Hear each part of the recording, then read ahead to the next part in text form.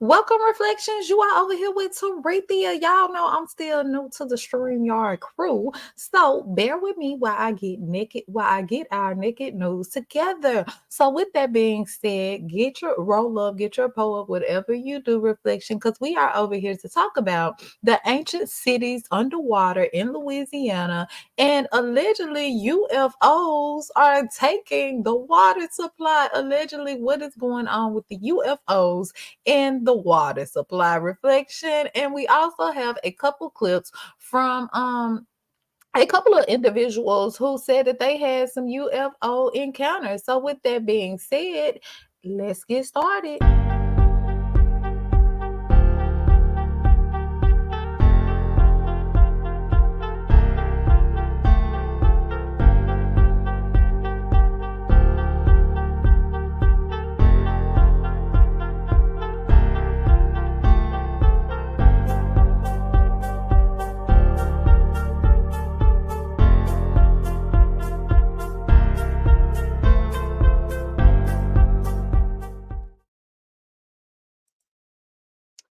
So, Reflections, with that being said, let's get started.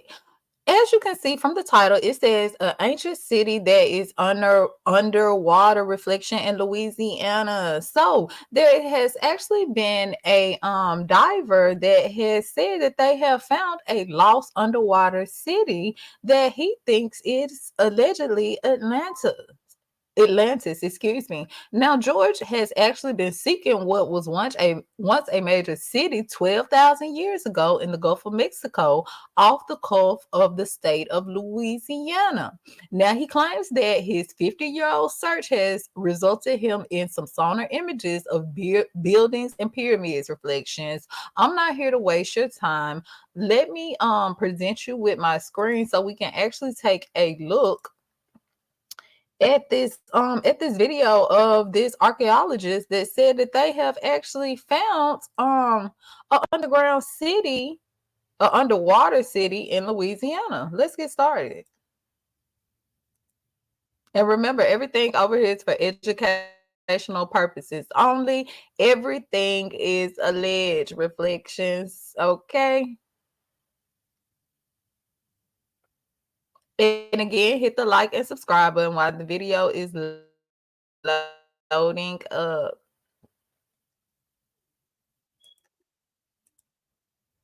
An amateur archaeologist says he's discovered the ruins of an ancient civilization off the coast of St. Bernard Parish. He claims there are large mounds underwater that may have once been the site of a lost city thousands of years ago. Paul Murphy reports local fishermen have long talked about strange and unexplained things happening in that area.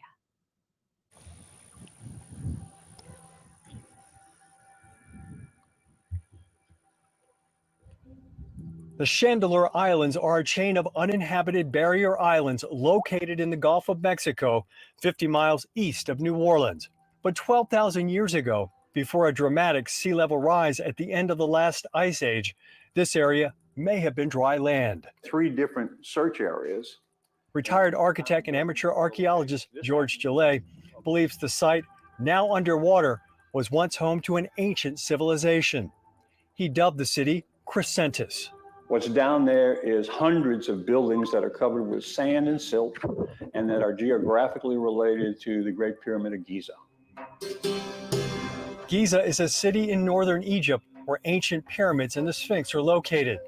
Gillet claims to have found mysterious mounds of granite under Chandeleur Sound. Granite is not native to Louisiana or Mississippi. Somebody floated a billion stones down the Mississippi River and then assembled them outside of what would later become New Orleans. Gillet has spent nearly 50 years studying the site.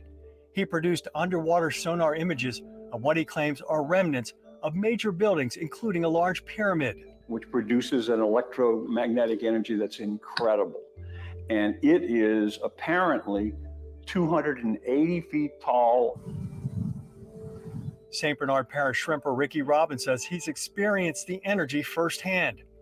Robin claims the compass on his boat spun completely around near the area where Gillet pinpointed the tip of the pyramid. And that's not all. Everything will go out on your boat, all your electronics. Like if you was in the Bermuda Triangle, You heard that See, reflection. that's exactly what we got here. It's actually right here. Robin took Jalay on 4 excursions to the site. He says for years, local fishermen have talked about catching strange square rocks in their nets near the Chandeleur Islands. I thought it was, I figured right away that's pieces of the pyramid, you know? And because right around where that compass spun. There are other theories about the rocks. One study by Texas A&M in the late 1980s suggests the masses are from shipwrecks or piles of ballast stones from Spanish or French vessels. The stones may have been dumped overboard to lighten the weight of ships stuck on sandbars or entering shallower waters en route to New Orleans. Jalay said some of the artifacts collected at the site tell a different story. This is architecture. This is not ballast. This is a piece of architecture that's set like this. This is the outer surface, and this was a rain gutter. People who believe in the granite mounds say that there is enough proof that something is out there in the water, but how it got built, by who and why are still a mystery that in some respects is beyond explanation. The older people, yeah, we've seen a lot of things, yeah. There's possibility. It could be God knows what. All I know is that somebody built a city 12,000 years ago, stuck out in Chandeleur. Whether or not they had somebody on their shoulder who flew in with a UFO, I don't know. All I know is that they left a whole bunch of granite rocks out there. Jalay has visited the site 44 times. He hopes future dives, modern sonar technology, and satellite imaging will help him unlock some of the secrets now trapped below 300 feet of silt, sand, and water in Chandeleur Sound. Paul Murphy, Eyewitness News. So, reflection. With that being said, what do you think about that right there?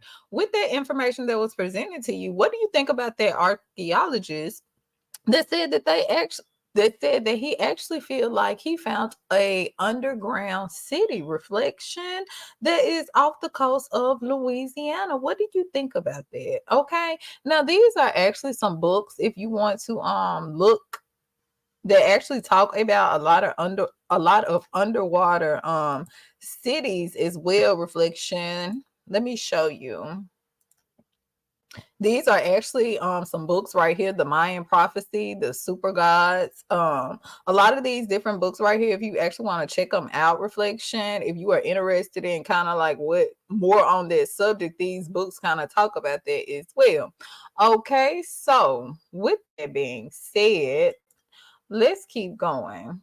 Okay, so as the tab say, UFOs allegedly stealing water. What is really going on? Reflection. Now, there actually have been some strange cases all the way going back to the 1970s. Reflection of actually UFOs hovering over certain waters, certain bodies of waters, and what certain people are alleging that it looked like the UFO was actually taking the source of water. Reflection. Okay, so with that being said, I want to let you see this video of this lady who actually said that she had an encounter with a UFO. Reflection. And remember, everything is alleged, everything is for educational purposes only. Hit the like and subscribe button. Okay, so with that being said, let's get started. Cube again. I saw cubes of glass. They were glass cubes that I saw. What do you think it is? What does it mean? Unbelievable. I don't know what it means. Since then, you've had similar dreams? I have had, and I don't know whether it's that location or not, but where I'm running with people getting away from something, and they're all looking up in the air. I know my sister and I, we used to watch UFOs on East Mountain all the time. Yeah. There has to be a connection. There is definitely a portal there.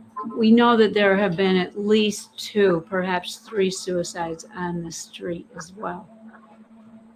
So we don't know what that's all about. There's definitely a lot of phenomena that goes on these streets. Yeah. For sure. We both feel we don't know. We don't know what is going on here. It's so close to the river, all of these different places. I just know there's something very weird going on. Thank you so much. Okay, It was so take good to care. meet you. Thank you. Good luck. Yeah, we appreciate you. This window right here, where the air conditioner is, that window is the bedroom window. That little gray man would look in that window there, come through that window, and then take me up through that attic door and then down through the river that way. See the bridge? Yeah. The river runs all behind there. So is the river significant?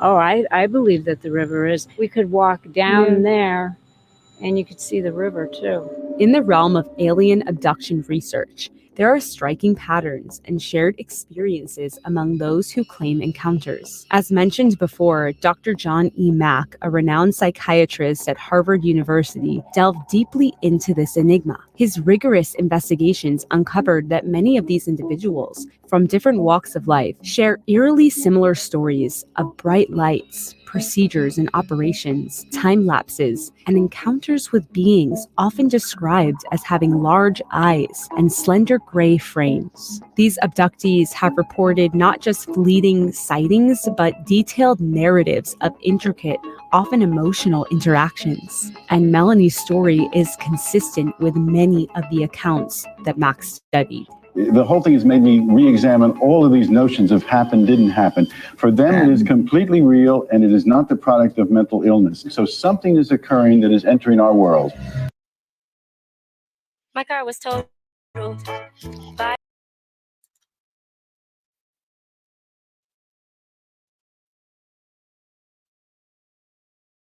Okay, Reflection. That was definitely a commercial. They tried to get me, Reflection. So with that being said, what do you think about this particular lady that said that she actually had a UFO encounter? And not only that, if you will notice, a lot of these UFO encounters are all by bodies of water. Reflection, what do you think about that? Is it all just is this all a conspiracy, or is there really a connection there? Now, with that being said, let me show you another video of a UFO encounter. And as we look at these different videos, reflections, you will notice like some of these sound very similar. Okay, so with that being said, I'm not here to waste your time. Let's get started.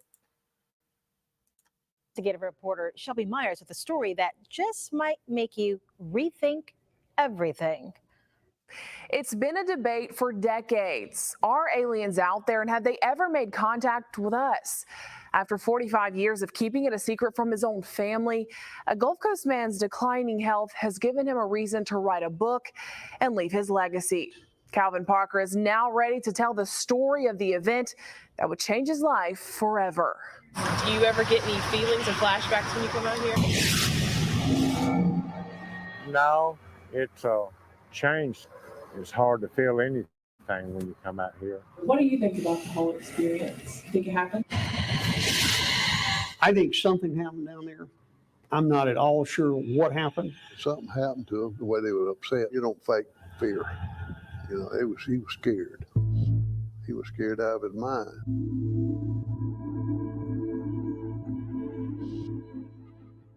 In 1973, Calvin Parker was 19, a hard worker who just wanted to build a home and raise a family. But those plans would be derailed during a fishing trip in Pascagoula. A real bright beam appeared all over us, but it kind of blinded me for a second. And when I got my vision back, I seen three bulky looking creatures coming toward us. Parker will tell you, because of this night, he spent the last 45 years in hiding, scared to face the curious and unrelenting public eye. We'd get up and go to work in the morning. Nobody would never know, and they won't make us out to be idiots. But after suffering a stroke and having 2 open heart surgeries, in a rare interview, Parker is recounting to me the night that changed his life. We pulled up, and I noticed there was posted signs there. And I said, Charlie, you know, maybe we don't need to go fishing here. He said, no, that's fine. And that's when I noticed some blue hazy lights reflecting, coming across from my back, out across the water.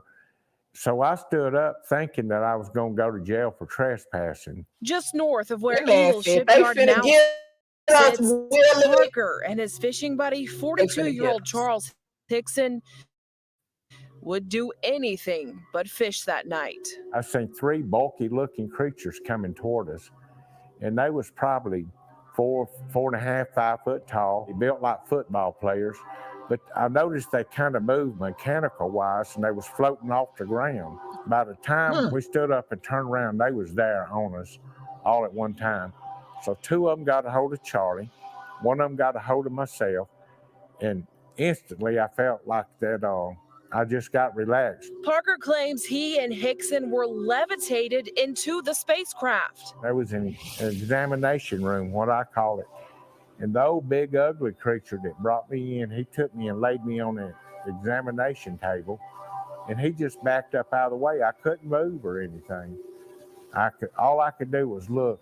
And there was something about the size of a deck of cards that came out of the ceiling, and it hovered about a foot in front of my eyes, and then it went to the right side of my head, and it clicked, went behind my head, and it clicked, went to the left side of my head and clicked, and then straight to the front, and then it shot back up in the ceiling.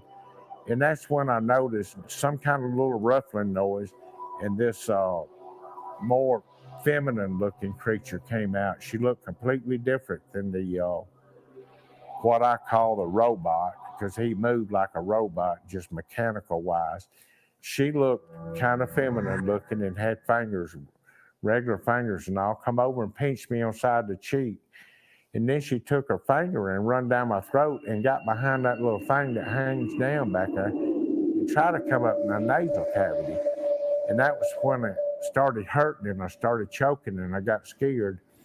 And she just kind of telepathically told me, you know, don't be afraid, we're not going to hurt you. And with those words, Parker says the aliens dropped he and Hickson back off on the bank. Frozen in fear, Parker didn't want to let anyone know what happened. Hickson, however, said they had to tell somebody, so they called the Jackson County Sheriff's Office. And I said, could I help you? He said, yeah, I've had something happen. I said, you gonna laugh if I tell you what it is. I said, look, fella, go ahead and tell me, I'm busy. What happened? He said, I got picked up by UFO. The man said, you better hurry up. You better hurry up and I tell told me. you was gonna laugh.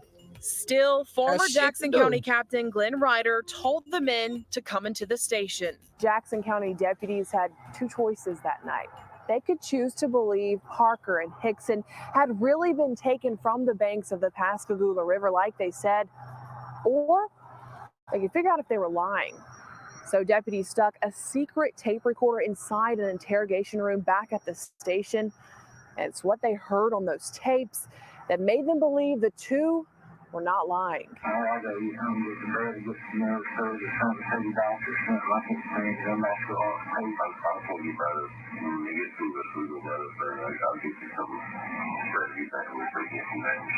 And they were upset. I figured they'd say, well, look, we got these guys food, but it wasn't that. They were still, the boy especially was upset. The men would take lie detector tests and pass. Ufologists and researchers flew in right away to interview and hypnotize the 2, concluding they did experience something traumatic. The 2 were even sent to Keesler Air Force Base in Biloxi to make sure they weren't radioactive. It's a circus, media circus. Within days, the story went global. After the 2 were checked out, former WALA TV reporter Rennie Brabner caught up with them. Up at the emergency room door, there's line. Okay, reflection. So with that being said, what do you think about that reflection? What do you think about that particular interview where he was explaining he was abducted allegedly by the UFO reflection, and he was telling about his experiences and his different encounters compared to the last story that we heard as well? And I'll link both of these full videos in the description box below in case you want to go check the full videos out on your own in the articles as well, reflections. But with that being said, hit the like and subscribe button because we are over here at Naked News Reflections. Reflections, and I wanted to come through and tell you about the ancient city that was underwater in Louisiana. So, with that being said, make sure you hit the subscribe button so you never miss out on another video. Ashe.